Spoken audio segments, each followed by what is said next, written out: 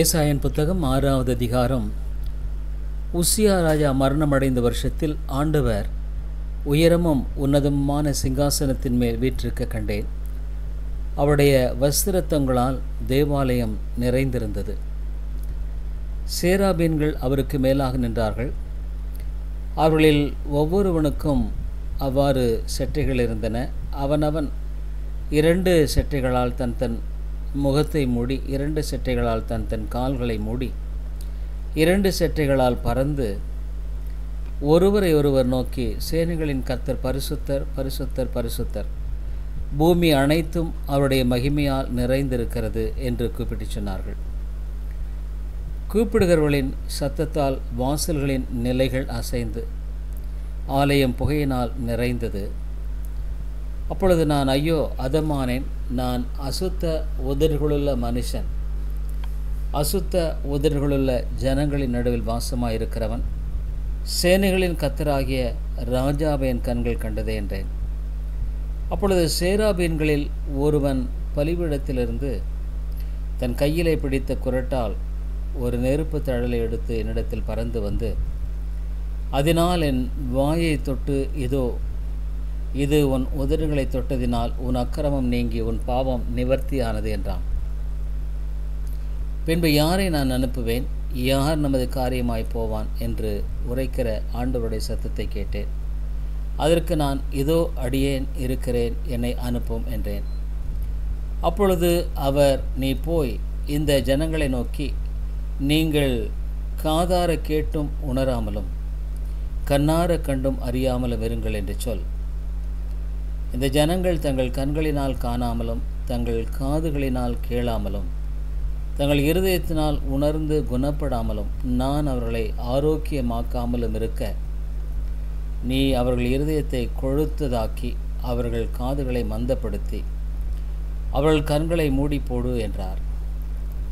அப்பொழுது நான், ஆண்டவரே, எதுவரைக்கும் என்று கேட்டேன். அதற்கு அவர், பட்டணங்கள் குடியில்லாமலும் வீடுகள் மனுஷ சஞ்சாரம் இல்லாமலும் பாழாகி பூமி அவாந்திர வெளியாகி கர்த்தர் மனுஷரை தூரமாக விலக்குவதினால் தேசத்தின் நடுமையம் முற்றிலும் வெறுமையாக்கப்படும் வரைக்குமே.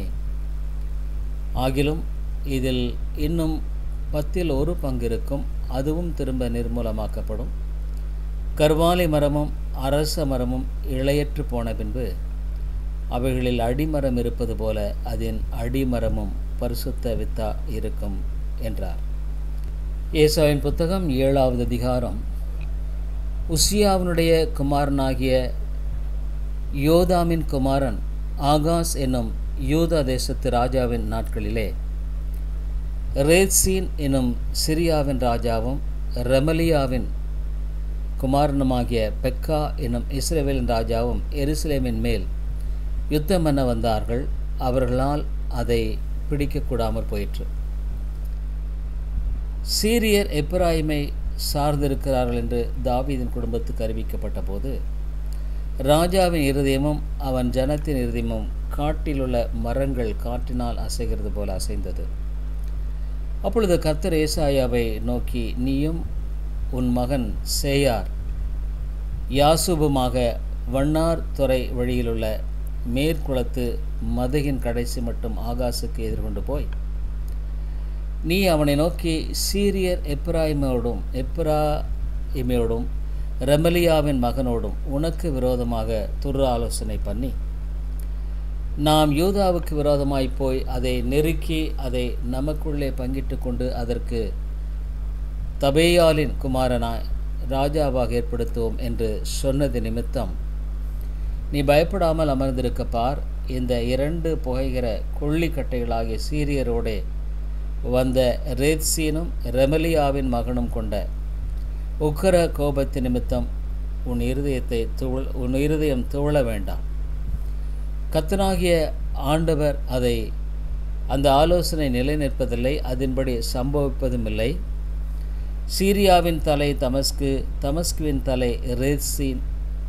இன்னும் 65 வருஷங்களிலே எப்பிராயிம் ஒரு ஜனமாயிராதபடிக்கு நொறுங்குண்டு போகும். எப்பிராயிம் தலை சமாரியா, சமாரியாவின் தலை ரெமலியாவின் மகன் நீங்கள் விசுவாசியாவிட்டால் நிலை பெற மாட்டீர்கள் என்று சொல் என்றார். பின்னும் கர்த்தர் ஆகாசை நோக்கி, நீ உன் தேவனாகிய கர்த்தரிடத்தில் ஒரு அடையாளத்தை வேண்டிக்கொள். அதை ஆழத்தில் இருந்தாகிலும் உன்னதத்தில் இருந்தாகிலும் உண்டாக கேட்டுக்கொள் என்று சொன்னார். ஆகாசோ, நான் கேட்க மாட்டேன், நான் கர்த்தரை பரீட்சை செய்ய மாட்டேன் என்றார். அப்பொழுது ஏசாயா, தாவீதின் வம்சத்தாரை கேளுங்கள், நீங்கள் மனுஷரை விசனப்படுத்துகிறது போதாதென்று என் தேவனையும் விசனப்படுத்த பார்க்கிறீர்களோ? அதனால் ஆண்டவர் தாமே உங்களுக்கு ஒரு அடையாளத்தை கொடுப்பார். இதோ, ஒரு கன்னிகை கற்பவதி ஆகிய ஒரு குமாரனை பெறுவாள், அவருக்கு இம்மானுவேல் என்று பெயரிடுவாள். தீமையை வெறுத்து நன்மையை தெரிந்து கொள்ள அறியும் வயது மட்டும் அவர் வெண்ணெயையும் தேனையும் சாப்பிடுவார். அந்த பிள்ளை தீமையை வெறுக்கவும் நன்மையை தெரிந்து கொள்ளவும் அறிகிறதற்கு முன்னே நீ அருவருக்கிற தேசம் அதன் 2 ராஜாக்களால் விட்டுவிடப்படும். எப்பிராயிம் யூதாவை விட்டு பிரிந்த நாள் முதல் வராத நாட்களை கர்த்தர் உன் மேலும் உன் ஜனத்தின் மேலும் உன் பிதாவுடைய வம்சத்தின் மேலும் அசீரியாவின் ராஜாவினாலே வரப்பண்ணுவார். அந்நாட்களிலே கர்த்தர் எகிப்து நதிகளின் கடையாந்தரத்தில் உள்ள ஈயையும் அசீரியா தேசத்தில் இருக்கும் தேனியையும் பயில் காட்டி அழைப்பார்.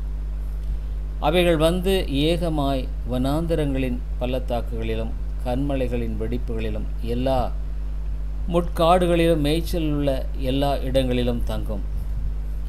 அக்காலத்தில் ஆண்டவர் கூலிக்கு வாங்கின சவகரன் கத்தியினால், அதாவது நதியின் அக்கறையிலுள்ள அசீரிய ராஜாவினால் தலைமயிரையும் கால் மயிரையும் சிறைப்பித்து தாடியையும் வாங்கி போடுவிப்பார். அக்காலத்தில் ஒருவன் ஒரு இளம் பசுவையும் 2 ஆடுகளையும் வளர்த்தால் அவைகள் பூரணமாய் பால் கறக்கிறபடியினால் வெண்ணெயை சாப்பிடுவான். தேசத்தின் நடுவில் மீதியா இருப்பவன் எவனும் வெண்ணெயையும் தேனையும் சாப்பிடுவான். அந்நாளிலே 1000 வெள்ளிக்காசு வெறும் 1000 திராட்சை செடி இருந்த நிலமெல்லாம் முட்செடியும் நெரிஞ்சலுமாகும். தேசமெங்கும் முட்செடியும் நெரிஞ்சலும் உண்டாயிருப்பதினால் அம்புகளையும் வில்லையும் பிடித்து அங்கே போக வேண்டியதாக இருக்கும். மண்வெட்டியால் கொத்தப்படுகிற மலைகள் உண்டே. முட்செடிகளுக்கும் நெரிஞ்சல்களுக்கும் பயப்படுவதினால் அவைகளில் ஒன்றிற்கும் போகக்கூடாமையினால் அவைகள் மாடுகளை ஓட்டி விடுவதற்கும் ஆடுகள் மிதிப்பதற்குமான இடமாயிருக்கும் என்றான். ஏசாயின் புத்தகம் 8வது அதிகாரம். பின்னும் கர்த்தர் என்னை நோக்கி, நீ ஒரு பெரிய பாத்திரத்தை எடுத்து மனுஷன் எழுதுகிற பிரகாரமாய் அதிலே மாகேர் சாலால் பாஷ் என்று எழுது என்றார். அப்பொழுது நான் உண்மையுள்ள சாட்சிக்காரராகிய ஆசாரியனான உரியாவையும் எபெரேகியாவின் குமாரனான சகரியாவையும் அதற்கு சாட்சிகளாக வைத்து கொண்டேன். நான் தீர்க்கதரிசியானவளை சேர்ந்தபோது அவள் கர்ப்பவதியாகிய ஒரு குமாரனை பெற்றாள். அப்பொழுது கர்த்தர் என்னை நோக்கி, மாகேர் சாலால் அஷ்பாஷ் என்னும் பெயரை அவனுக்கு இடு. இந்த பாலகன் அப்பா அம்மா என்று கூப்பிட அறியும் முன்னே தமஸ்குவின் ஆஸ்தியும் சமாரியாவின் கொள்ளையும் அசீரியாவின் ராஜாவுக்கு முன்பாக கொண்டு போகப்படும் என்றார். பின்னும் கர்த்தர் என்னை நோக்கி, இந்த ஜனம் மெதுவாய் ஓடுகிற சீலோவாவின் தண்ணீர்களை அசட்டை பண்ணி ரேசியனையும் ரெமலியாவின் குமாரனையும் சார்ந்து சந்தோஷிக்கிறபடியினால், இதோ ஆண்டவர் வல்லமையுள்ள திரளான ஆற்று நீரை போன்ற அசீரியாவின் ராஜாவையும் அவனுடைய சகல ஆடம்பரத்தையும் அவர்கள் மேல் புரள பண்ணுவார். அது அவர்களுடைய ஓடைகள் எல்லாவற்றின் மேலும் போய் அவருடைய எல்லா கரைகள் மேலும் புரண்டு யூதாவுக்குள் புகுந்து பிரவாகித்து கடந்து கழுத்து மட்டும் வரும் என்றார். இம்மானுவேலே, அவன் செட்டைகளின் விரிவு உமது தேசத்தின் விசாலத்தை மூடும். ஜனங்களே, நீங்கள் கூட்டங்கூடுங்கள், முறியடிக்கப்படுவீர்கள். தூர தேசத்தாராகிய நீங்கள் எல்லாரும் செவிகொடுங்கள், இடை கட்டி கொள்ளுங்கள், முறிந்து ஓடுவீர்கள். ஆலோசனை செய்யுங்கள், அது அபத்தமாகும். வார்த்தையை வசனியுங்கள், அது நிற்காது. தேவன் எங்களோடே இருக்கிறார். கர்த்தருடைய கரம் என்மேல் அமர்ந்து அவர் என்னுடனே பேசி, நான் இந்த ஜனத்தின் வழியிலே நடவாதபடி எனக்கு புத்தி சொல்லி விளம்பினதாவது, இந்த ஜனங்கள் கட்டுப்பாடு என்று சொல்லுகிறது எல்லாம் நீங்கள் கட்டுப்பாடு என்று சொல்லாமலும், அவர்கள் பயப்படுகிற பயத்தின்படி நீங்கள் பயப்படாமலும் கலங்காமலும், சேனைகளின் கர்த்தரையே பரிசுத்தம் பண்ணுங்கள், அவரே உங்கள் பயமும் அவரே உங்கள் அச்சமுமாயிருப்பாராக. அவர் உங்களுக்கு பரிசுத்த ஸ்தலமாயிருப்பார். ஆகிலும் இஸ்ரவேலின் 2 கோத்திரத்துக்கும் தடுக்களின் கல்லும் இடறுதலின் கன்மலையும் எருசலேமின் குடிகளுக்கு சுருக்கும் கண்ணியுமாயிருப்பார். அவர்களில் அநேகர் இடறி விழுந்து நொறுங்கி சிக்குண்டு பிடிபடுவார்கள். சாட்சி ஆகமத்தை கட்டி என் சீஷருக்குள்ளே வேதத்தை முத்திரையிடு என்றார். நானோ யாக்கோபின் குடும்பத்துக்கு தமது முகத்தை மறைக்கிற கர்த்தருக்காக காத்திருந்து அவருக்கு எதிர்பார்த்திருப்பேன். இதோ நானும் கர்த்தர் எனக்கு கொடுத்த பிள்ளைகளும் சியோன் பர்வதத்தில் வாசமாயிருக்கிற சேனைகளின் கர்த்தராலே இஸ்ரவேலில் அடையாளங்களாகவும் அற்புதங்களாகவும் இருக்கிறோம். அவர்கள் உங்களை நோக்கி அஞ்ஞானம் பார்க்கிறவரிடத்திலும் முணுமுணென்று ஓதுகிற குறிகாரிடத்திலும் விசாரியுங்கள் என்று சொல்லும்போது, ஜனங்கள் தேவனிடத்தில் விசாரிக்க வேண்டியதல்லவோ? உயிருள்ளவர்களுக்காக செத்தவரிடத்தில் விசாரிக்கலாமோ? வேதத்தையும் சாட்சி ஆகமத்தையும் கவனிக்க வேண்டும். இந்த வார்த்தையின்படியே சொல்லாவிட்டால் அவளுக்கு விடியற்காலத்து வெளிச்சமில்லை. இடுக்கண் அடைந்தவர்களாயும் பட்டினியாயும் தேசத்தை கடந்து போவார்கள். அவர்கள் பட்டினியாயிருக்கும்போது மூர்க்க வெறி கொண்டு தங்கள் ராஜாவையும் தங்கள் தேவனையும் தூஷிப்பார்கள். அவர்கள் அண்ணாந்து பார்ப்பார்கள், பூமியையும் நோக்கி பார்ப்பார்கள். ஆனாலும் இதோ இக்கட்டும் அந்தகாரமும் இருக்கும். இடுக்கத்தால் இருளடைந்து அந்தகாரத்திலே தள்ளுண்டு அலைவார்கள். ஏசாயின் புத்தகம் 9ஆவது அதிகாரம். ஆகிலும் அவர் செபுலோ நாட்டையும் நப்தலி நாட்டையும் இடுக்கமாய் ஈனப்படுத்தின முந்தின காலத்தில் இருந்தது போல அது இருண்டிருப்பதில்லை. ஏனென்றால் அவர் கடற்கரை அருகிலும் யோர்தான் நதியோரத்திலும் உள்ள பிரஜாதியாருடைய கலிலேயாவாகிய அத்தேசத்தை பிற்காலத்திலே மகிமைப்படுத்துவார். இருளில் நடக்கிற ஜனங்கள் பெரிய வெளிச்சத்தை காண்டார்கள். மரண இருளின் தேசத்திலே குடியிருக்கிறவர்களின் மேல் வெளிச்சம் பிரகாசித்தது. அந்த ஜாதியை திரளாக்கி அதற்கு மகிழ்ச்சியை பெருக பண்ணினீர். அறுப்பில் மகிழ்கிறது போலவும் கொள்ளையை பங்கிட்டு கொள்ளுகையில் களிகூறுகிறது போலவும் உமக்கு முன்பாக மகிழ்கிறார்கள். மீதியானியரின் நாளில் நடந்தது போல அவர்கள் சுமந்த நுகத்தடியையும் அவர்கள் தோளின் மேல் இருந்த மிலாற்றையும் அவர்கள் ஆலோட்டியின் கோலையும் முறித்து போட்டீர். அமளியா யுத்தம் பண்ணுகிற வீரருடைய ஆயுத வர்க்கங்களும் இரத்தத்தில் புரண்ட உடுப்பும் அக்னிக்கு இரையாக சுட்டெரிக்கப்படும். நமக்கு ஒரு பாலகன் பிறந்தார், நமக்கு ஒரு குமாரன் கொடுக்கப்பட்டார். கர்த்தத்துவம் அவர் தோளின் மேல் இருக்கும். அவர் நாமம் அதிசயமானவர், ஆலோசனை கர்த்தர், வல்லமையுள்ள தேவன், நித்திய பிதா, சமாதான பிரபு எனப்படும். தாவீதின் சிங்காசனத்தையும் அவனுடைய ராஜ்யத்தையும் அவர் திடப்படுத்தி அதை இது முதற்கொண்டு என்றென்றைக்கும் நியாயத்தினாலும் நீதியினாலும் நிலைப்படுத்தும்படிக்கு அவருடைய கர்த்தத்துவத்தின் பெருக்கத்துக்கும் அதன் சமாதானத்துக்கும் முடிவில்லை. சேனைகளின் கர்த்தருடைய வைராக்கியம் இதை செய்யும். ஆண்டவர் யாக்கோபுக்கு ஒரு வார்த்தை அனுப்பினார், அது இஸ்ரவேலின் மேல் இறங்கிற்று. செங்கல் கட்டு இடிந்து போயிற்று, பொழிந்த கல்லாலே திரும்ப கட்டுவோம். காட்டுத்தி மரங்கள் வெட்டி போடப்பட்டது, அவைகளுக்கு பதிலாக கேதுரு மரங்களை வைப்போம் என்று அகந்தையும் மன பெருமையுமாய் சொல்லுகிற எப்பிராயிமீரும் சமாரியாவின் குடிகளுமாகிய எல்லா ஜனத்துக்கும் அது தெரிய வரும். ஆதலால் கர்த்தர் ரேத்சியனுடைய சத்துருக்களை அவர்கள் மேல் உயர்த்தி அவருடைய மற்ற சத்துருக்களை அவர்களோடே கூட்டி கலப்பார். முற்புறத்தில் சீரியரும் பிற்புறத்தில் பெலிஸ்தரும் வந்து இஸ்ரவேலை திறந்த வாயால் பட்சிப்பார்கள். இவை எல்லாவற்றிலும் அவருடைய கோபம் மாறாமல் இன்னும் அவருடைய கை நீட்டினபடியே இருக்கிறது. ஜனங்கள் தங்களை அடிக்கிறோரிடத்தில் திரும்பாமலும் சேனைகளின் கர்த்தரை தேடாமலும் இருக்கிறார்கள். ஆகையால் கர்த்தர் இஸ்ரவேலிலே தலையையும் வாலையும் கிளையையும் நாணலையும் ஒரே நாளிலே வெட்டி போடுவார். மூப்பனும் கனம் பொருந்தியவனுமே தலை, பொய் போதகம் பண்ணுகிற தீர்க்கதரிசியே வால். இந்த ஜனத்தை நடத்துகிறவர்கள் எத்தருமாய் அவர்களால் நடத்தப்படுகிறவர்கள் நாசமடைகிறவருமாய் இருக்கிறார்கள். ஆதலால் ஆண்டவர் அவர்கள் வாலிபர் மேல் பிரியமாய் இருப்பதில்லை. அவர்களில் இருக்கிற திக்கற்ற பிள்ளைகள் மேலும் விதவைகள் மேலும் இறங்குவதுமில்லை. அவர்கள் அனைவரும் மாயக்காரரும் பொல்லாதவர்களுமா இருக்கிறார்கள். எல்லா வாயும் ஆகாமியமும் பேசும். இவை எல்லாவற்றிலும் அவருடைய கோபம் ஆறாமல் இன்னும் அவருடைய கை நீட்டினபடியே இருக்கிறது. ஆகாமியமானது அக்கினியைப் போல எரிகிறது. அது முட்செடியும் நெரிஞ்சலையும் பட்சிக்கும். அது நெருங்கிய காட்டை கொளுத்தும். புகை திரண்டு எழும்பும். சேனைகளின் கர்த்தருடைய சினத்தால் தேசம் அந்தகாரப்பட்டு ஜனங்கள் அக்கினிக்கிரையாவார்கள். ஒருவனும் தன் சகோதரனை தப்பவிடான்.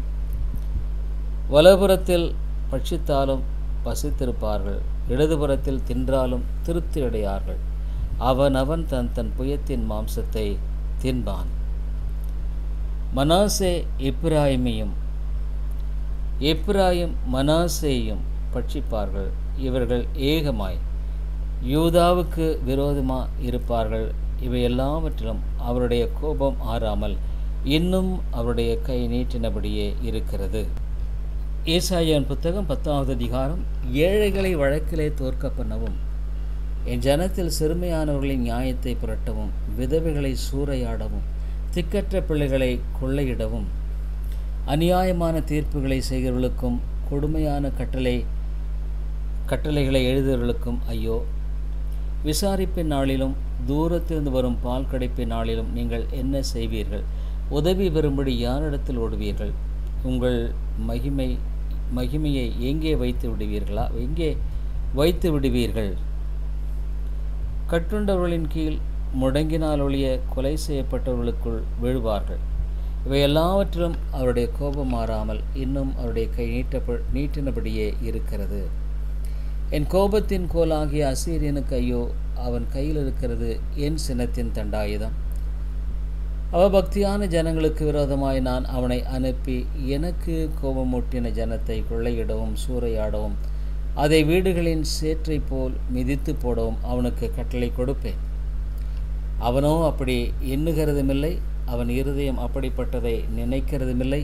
அநேகம் ஜாதிகளை அழிக்கவும் சங்கரிக்கவுமே தன் மனதிலே நினைவு கொள்ளுகிறான். அவன் என் பிரபுக்கள் அனைவரும் ராஜாக்கள் அல்லவோ?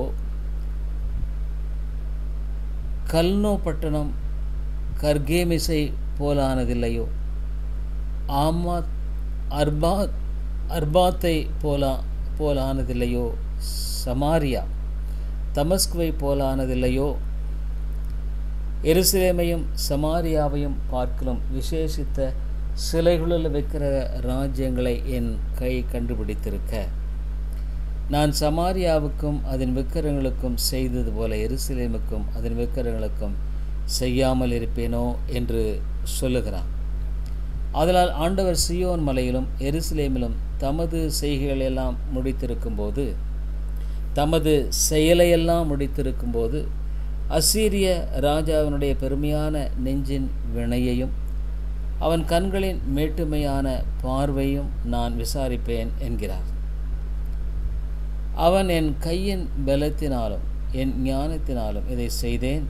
நான் புத்திமான். நான் ஜனங்களின் எல்லைகளை மாற்றி அவர்கள் பண்டக சாலைகளை கொள்ளையிட்டு வல்லவனைப் போல் குடிகளை தாழ்த்தினேன். ஒரு குருவி கூட்டை கண்டுபிடிக்கிறது போல் என் கை ஜனங்களின் ஆஸ்தியை கண்டுபிடித்தது. விட்டுவிடப்பட்ட முட்டைகளை வாரிக்கொள்வது போல் பூமியையெல்லாம் நான் வாரிக்கொண்டேன். ஒருவரும் செட்டையை அசைத்ததுமில்லாமல் வாயை திறக்கிறதுமில்லை, கீச்சென்று சத்தமிட்டதுமில்லை என்று சொல்லுகிறான். கோடாரியானது தன்னால் வெட்டுகிறவனுக்கு விரோதமாய் மேன்மை பாராட்டலாமோ? வாளானது தன்னை கையாடுகிறவனுக்கு விரோதமாய் மேன்மை பாராட்டலாமோ? பாராட்டினால் தடியானது தன்னை பிடித்தவனை மிரட்டினார் போலவும் கோலானது நான் மரக்கட்டை அல்லவென்று எழும்பினார் போலவும் இருக்கும். ஆகையால் சேனைகளின் ஆண்டவராகிய கர்த்தர் அவனை சேர்ந்த கொழுத்தவர்களுக்குள்ளே இளைப்பை அனுப்புவார். பட்சிக்கும் அக்கினியைப் போலும் ஒரு அக்கினியை அவன் மகிமையின் கீழ் கொளுத்துவார். இஸ்ரவேலின் ஒளியானவர் அக்கினியும் அதன் பரிசுத்தர் அக்கினி ஜுவாலையுமாகி ஒரே நாளிலே அவனுடைய முட்செடிகளையும் மெரிஞ்சல்களையும் தகித்து பட்சித்து அவனுடைய வனத்தின் மகிமையையும் அவனுடைய பயிர் நிலத்தின் மகிமையையும் உள்ளும் புறம்புமாய் அழிய பண்ணுவார். கொடி பிடிக்கிறவன் களைத்து விழுவது போலாகும். காட்டில் அவனுக்கு மீதியான மரங்கள் கொஞ்சமாயிருக்கும். ஒரு சிறுபிள்ளை அவைகளை எண்ணி எழுதலாம். அக்காலத்தில் இஸ்ரவேலின் மீதியானவர்களும் யாக்கோபின் வம்சத்தில் தப்பினவர்களும் பின் ஒருபோதும் தங்களை அழித்தவனை சார்ந்து கொள்ளாமல் இஸ்ரவேலின் பரிசுத்தராகிய கர்த்தரையே உண்மையாய் சார்ந்து கொள்வார்கள். மீதியாயிருப்பவர்கள் யாக்கோபில் மீதியாயிருப்பவர்களே வல்லமையுள்ள தேவனிடத்தில் திரும்புவார்கள்.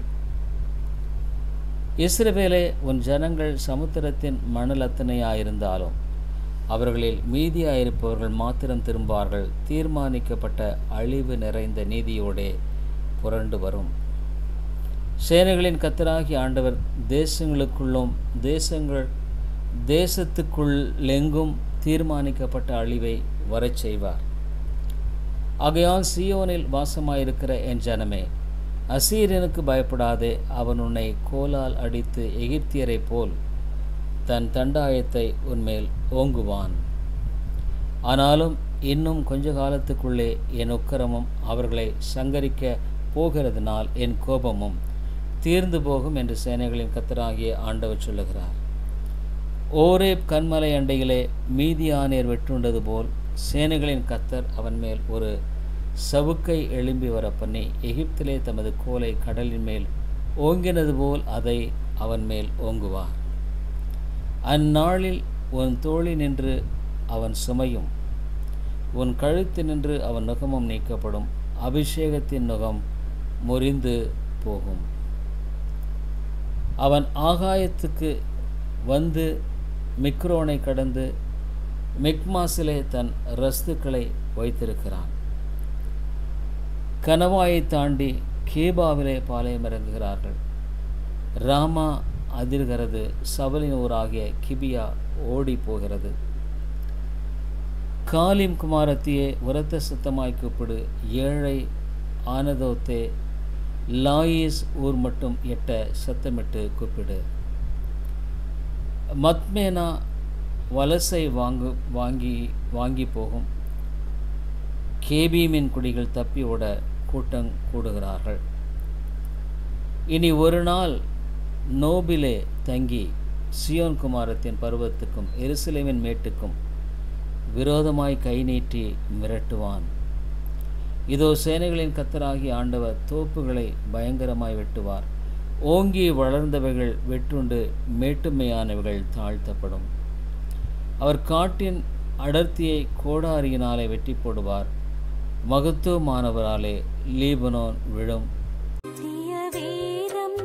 பக்தரின்